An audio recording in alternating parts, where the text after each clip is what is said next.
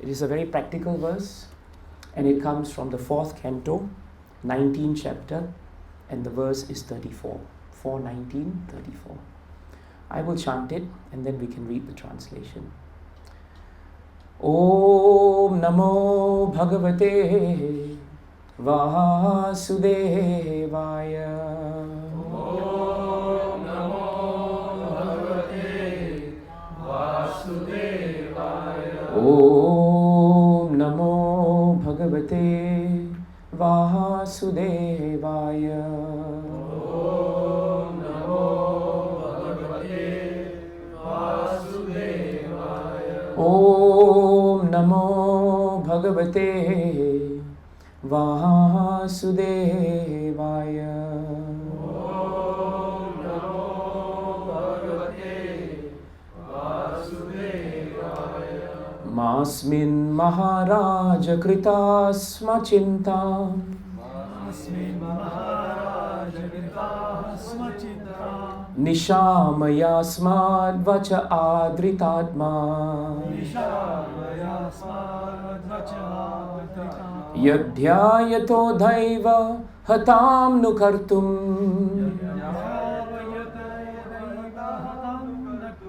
Mano Tirushtam Vishate Tamo Andam.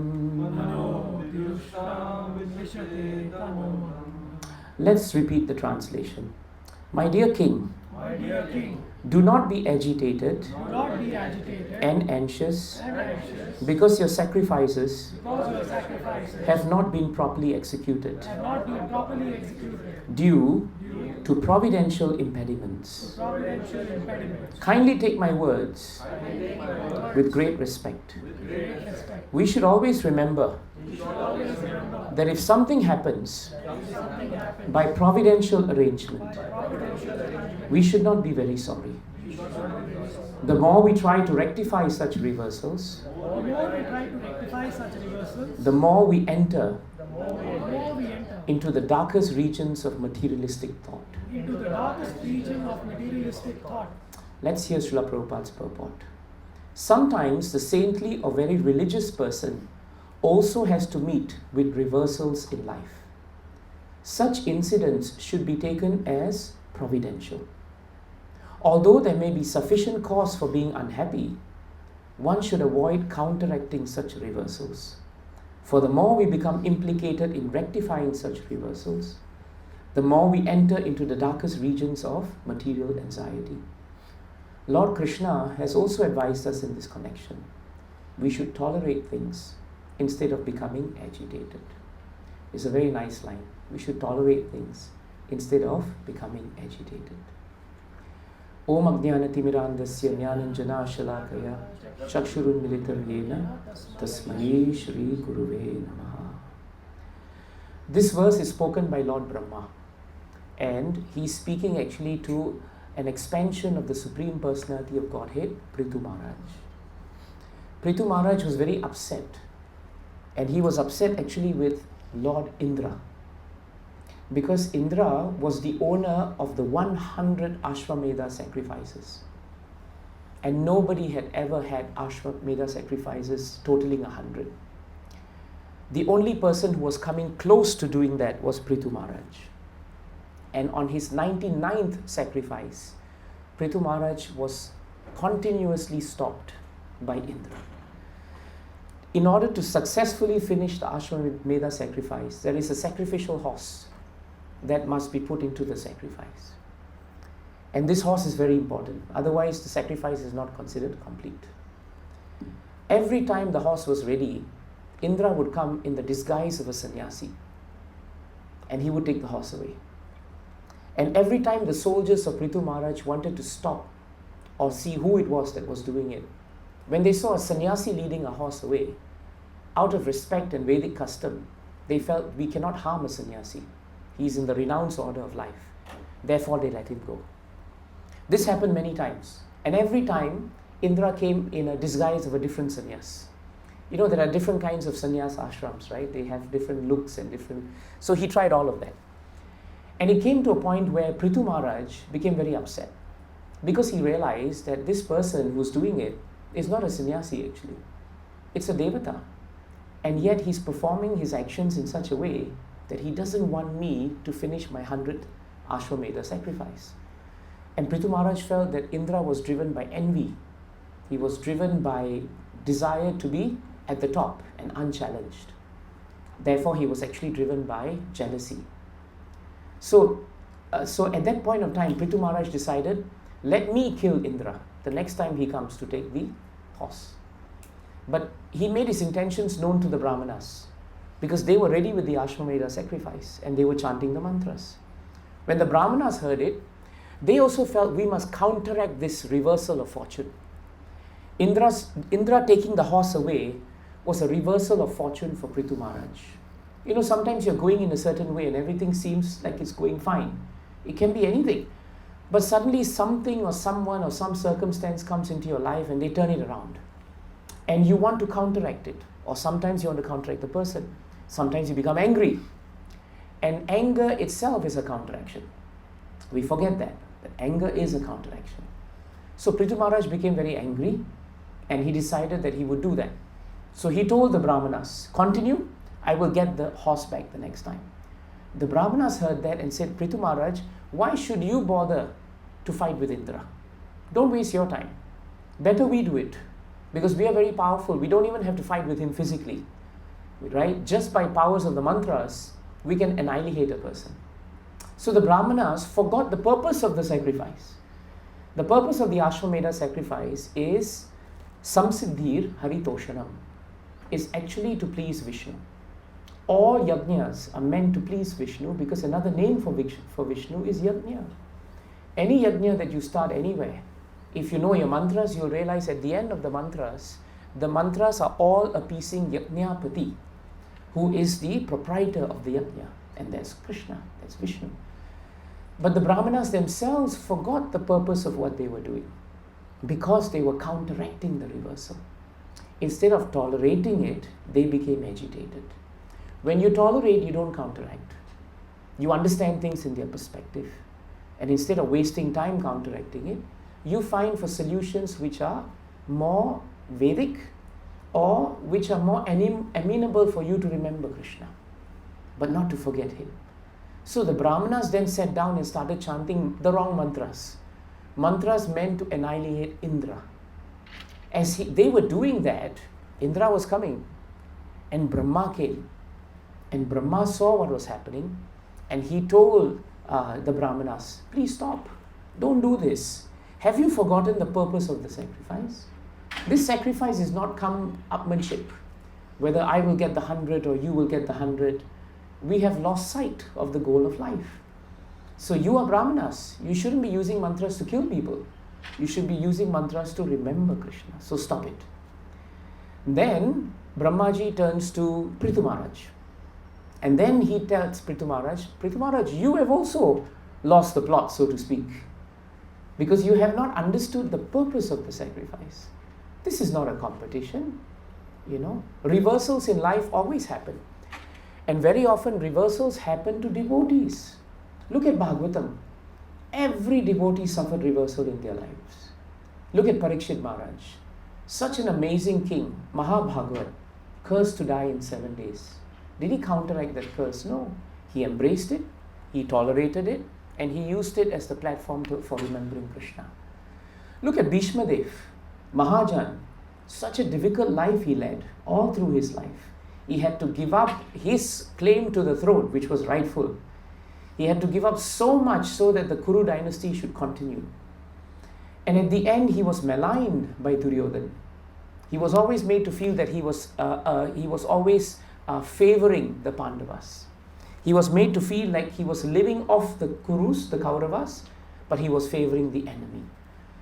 He was cursed by Duryodhana because he thought that he was favoring the Pandavas. And yet he never wavered in his devotion to the Lord. In all this situation, he was always remembering Krishna. Look at Gajendra. Gajendra was an elephant who previously was a great king, Chitraketu Maharaj. Indradyumna Maharaj, very great king. And what was Indradyumna Maharaj doing? He was just sitting down and meditating on Krishna when the sage came. And he didn't see the sage because he was very absorbed. And the sage said, since you are sitting like an elephant, better you become like an elephant. And so the great king Indradyumna, for nothing, became an elephant. Now imagine if all these devotees kept asking, why must bad things happen to us if we are good people? If they kept asking that, we would never have Bhagavatam. That's one thing for sure. And if they kept asking that, we would never learn. But we understand from them that the moment you are born into material world, Janma, Mrityu, Jara and Vyadi, all these four will trouble us.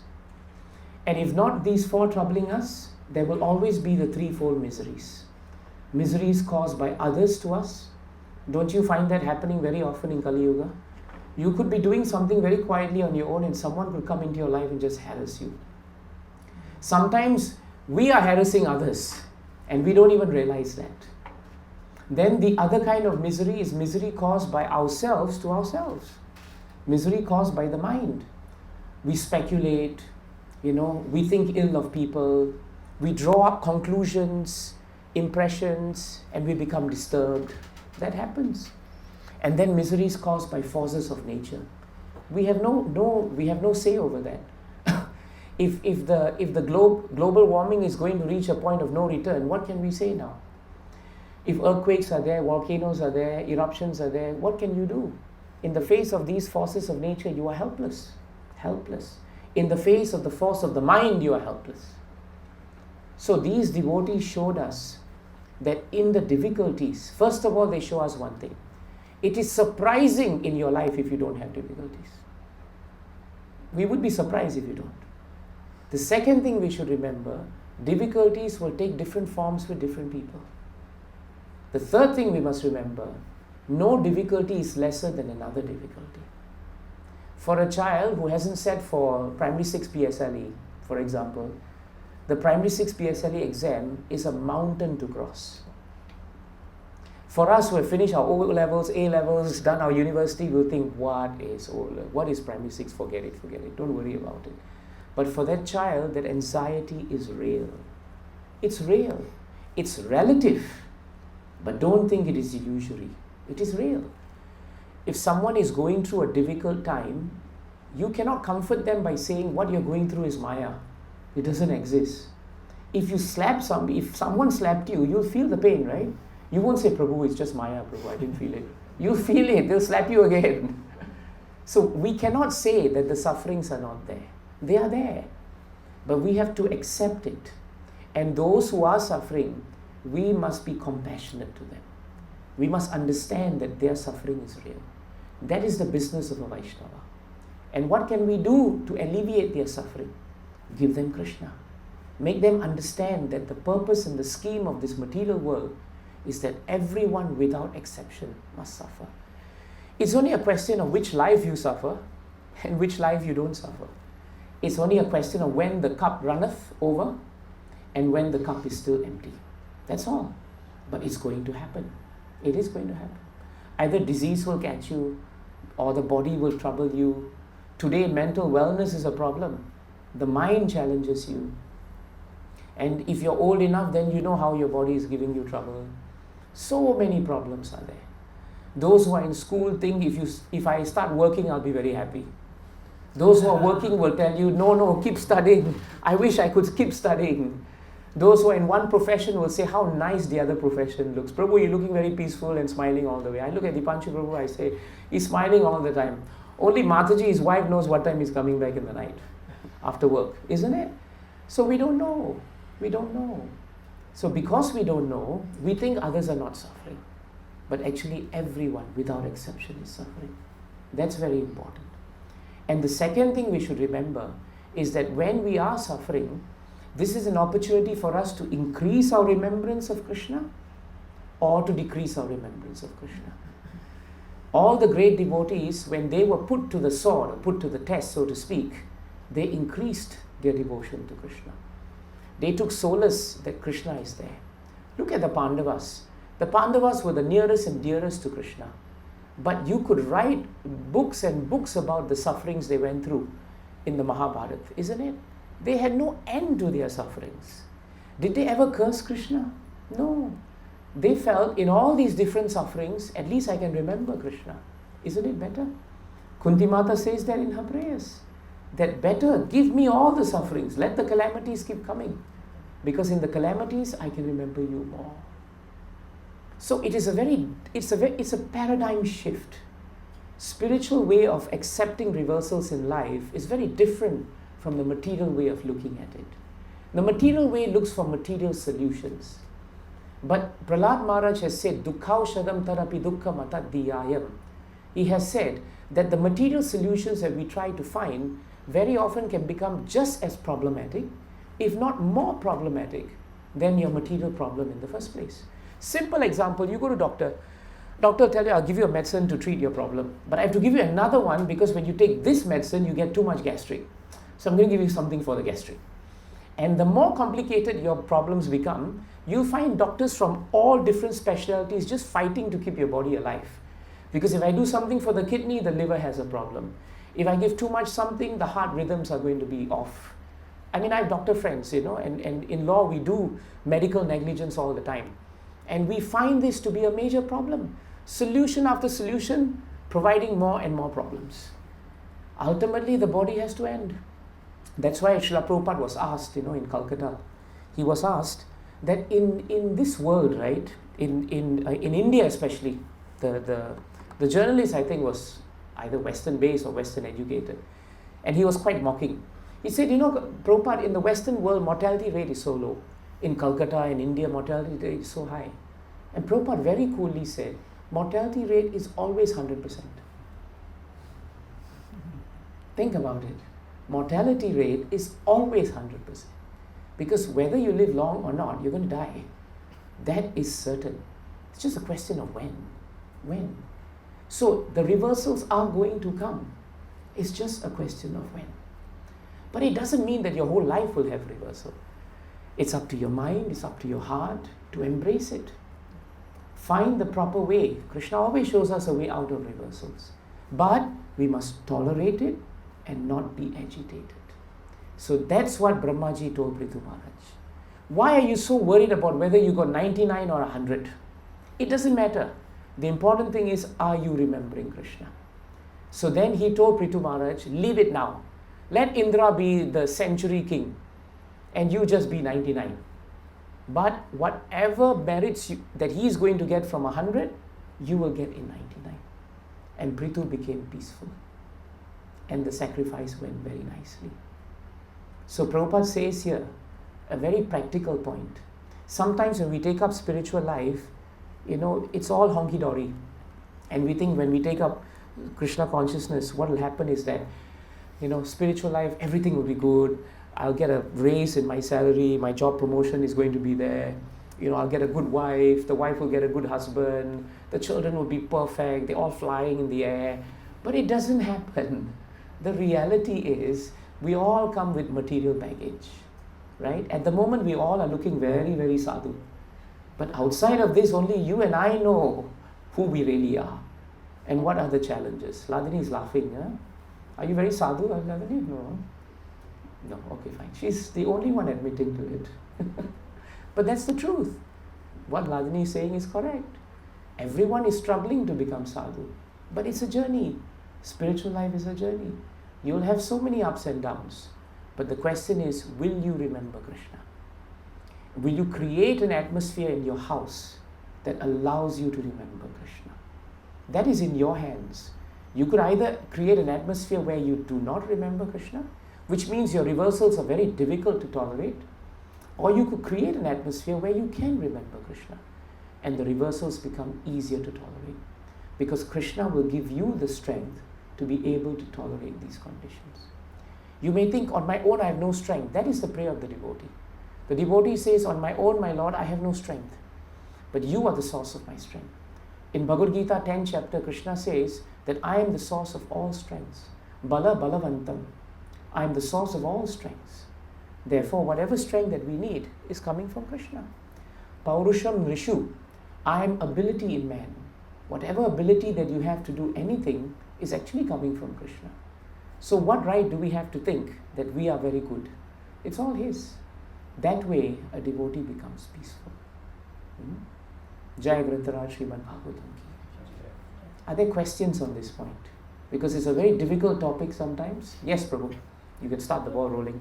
Prabhu, so in this Kali Yuga, Prabhu, the material life and our spiritual lives are so intertwined, Prabhu. So how is it possible to actually not make an attempt to rectify a reversal? We have reversals constantly, every day practically, and then typically our solution for that is a material action also. But I'll give you an example. It's a very good point. It's in Bhagavatam actually. At one point in the first canto, 7th chapter, Ashwatthama had released the Brahmastra. And the Brahmastra was coming. Arjuna and Krishna were in the chariot. They needed to save everyone from the Brahmastra. The problem with Ashwatthama was he had no ability to revoke the Brahmastra. Arjuna knew how to neutralize it, but Ashwatthama did not. So what did he do then? He got down. He could have done two things. He could have immediately counteracted the Brahmastra. And that was the solution, Prabhu. But he did something different before he did that. He got down from his chariot. He did Achaman. He circumambulated Krishna. And he chanted, Krishna, Krishna Mahabaho, Bhaktanam Abhayankaraha, Tvam Meko Dhaya Mananam, Apavargo Si Samstritehe. He chanted the verses, declaring that Krishna, you are the person alone who can give us protection, not me. In other words, he was saying that I will perform an action to counteract this because I have to, but I understand that I am an instrument in your hands. I am an instrument. Nimitta matra bhavya savyasachi. And in that mood, after seeking blessings from Krishna, he then shot off his Brahmastra to counteract Ashwatthama's Brahmastra. So this is how we must live in this world. Bhagavatam doesn't tell us not to see the doctor when you're not well, not to consider options, not to find ways and means to do something, but start your endeavor by seeking his blessings. Start your endeavor by invoking his strength. Put him in the center before you start. Because then you will do what you have to do in the right consciousness. Very practical actually. we keep forgetting, Prabhu, that's the thing. That's our problem. So, if we keep forgetting, we have to be reminded. And how are we reminded? By sadhu sangha. For example, if you forget, Mataji must remind you. Mataji forgets, you must remind. And you too forget, she must remind you. Right? We must remind each other. And how will we remind each other? If we open our hearts to each other and say, Prabhu, I have a challenge. This is what I'm thinking of doing. That's a good solution, Prabhu. But before that, I suggest you invoke the blessings of Krishna. And then you go ahead and do it. That makes it perfect. Right? That's why Nikesh Prabhu and Ankita Mataji have asked us to come together today. In Sadhu Sangha, these concepts become more embedded in our hearts. Alone, reading about it, they remain theoretical. And it's very difficult to put them into practice. But in the midst of Sadhu Sangha, it's more possible. The big problem with the mind is that it doesn't want to accept it. The nature of the mind is it always wants to be distracted. Do you know it's very difficult for most people to be able to sit down, not look at their phones, not do anything. It's very difficult because their minds are not under control. They think their minds are under control, but actually they're not. They can't control their minds. If you ask someone just to sit down and not do anything but hear about Krishna, it's very difficult. Actually very difficult. It shows us how difficult our mind is. And because we don't have the willpower or the determination to actually control our mind, it becomes more difficult. You're not asking Krishna for help. You're saying, forget it, I will just do whatever. I can control my mind when I want. You can't. If you did, you'd be Krishna. But you're not. You're not. You're nowhere close to Krishna. Does it help? Anybody else?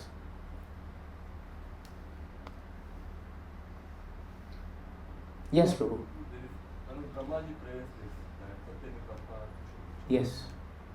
so I know it's not counteracting, but he's accepting the reversal as a portion of what the actual should be. So that is one understanding. But Yes. the second understanding is that you should not counteract. So how do we reconcile? Because in one, you are sort of reconciling. We are sort of accepting the reversal Yes. and feeling good that it is portion of it. The second one, which we were reading today, it just simply says that we should not limit reversals are reversals. Actually, when you read today's shloka carefully, Prabhu, what Brahma is saying is, don't be agitated and anxious because your sacrifices were not executed.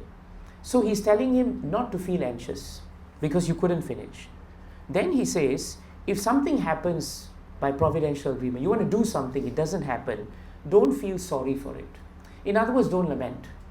Don't lament. Because if you lament, that means you want to find some way to rectify it. And that's because you want to put forward your desire to do something. And if that happens, you become more disturbed. So in this case, he's telling him that you are not meant to finish your 99. So now accept what I say and just stop. No, you're not meant to finish 100. You're meant to finish at 99. So just stop there. That's okay. And continue putting your energy into that sacrifice. So sometimes we want to do something, but we've all been in cases where we try, but nothing happens, isn't it? At that point of time, we should understand it's not meant to be. And then become peaceful and accept the situation. Sometimes we try so many solutions, Prabhu, but all the solutions don't give us the solutions. They give us more problems. That's the time we should remember, okay, I have tried, but the providential arrangement is that it is not going to happen. So, Tatenukampam actually speaks to a slightly different point.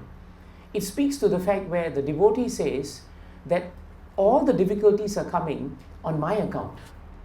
I am the reason for the difficulties. I cannot blame anyone else. But instead of wallowing in them, let me increase my bhakti. So in Tatenukampam Sushamikshamano, the devotee endures it because he feels nobody has put this on me except myself. So I must accept it. And that's what devotees should do if you combine both the verses. We don't blame anyone for whatever has happened. Otherwise, there's no end to blaming, isn't it? We can just go down the road to find what is the cause. But the ultimate cause is Krishna. So instead of wasting the time blaming, look forward and ask yourself what you should do. That is better. Is that all right, Prabhu? So you embrace both concepts actually. Yeah, it's composite actually. It's composite. There was a question which I was asked in the morning, so I'll ask you. Okay. We were reading a Bhagavad Gita verse, and I think it was in the same lines where it says that it was in the Siddha Pragya section of Bhagavad Gita where it says the Siddha Pragya doesn't driven by Manovrata and all. Yes. In one point, Prabhupada says that he doesn't counteract, he doesn't do it. So the question the devotee asked me was that, but practically we have to, there are situations where you have to endeavor and you will counteract, which is what Prabhu also said. Yeah. But he was like very genuinely asking this, that should we even attempt? The Prabhupada is very clearly saying that we should just let it be and let the thing happen. So how do we...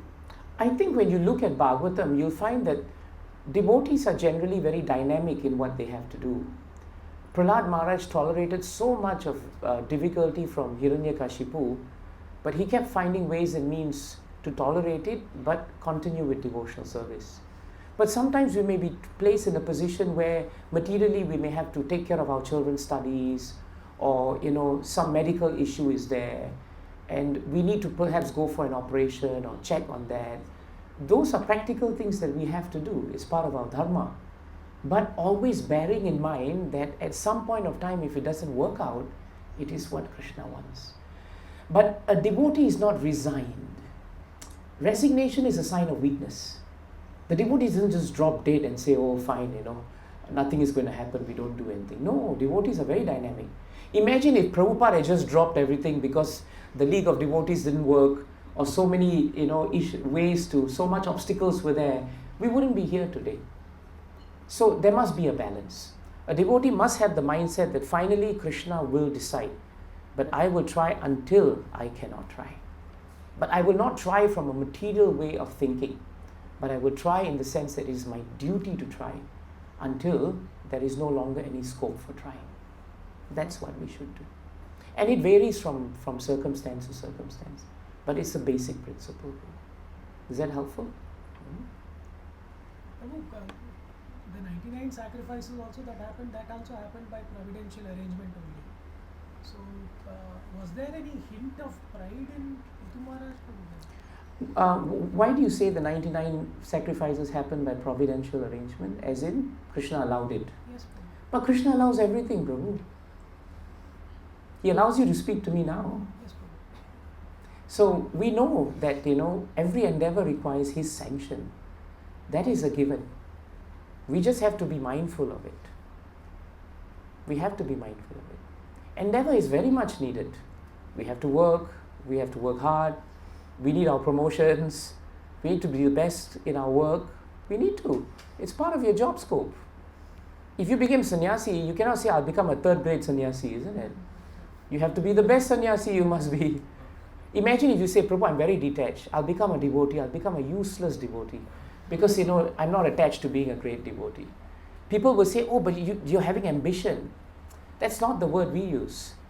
Ambition in Krishna consciousness is to try to do the best in the spaces that you are given, because that is your duty. Do the best. Vaishnavas are not shirkers. We are workers. Is it helpful?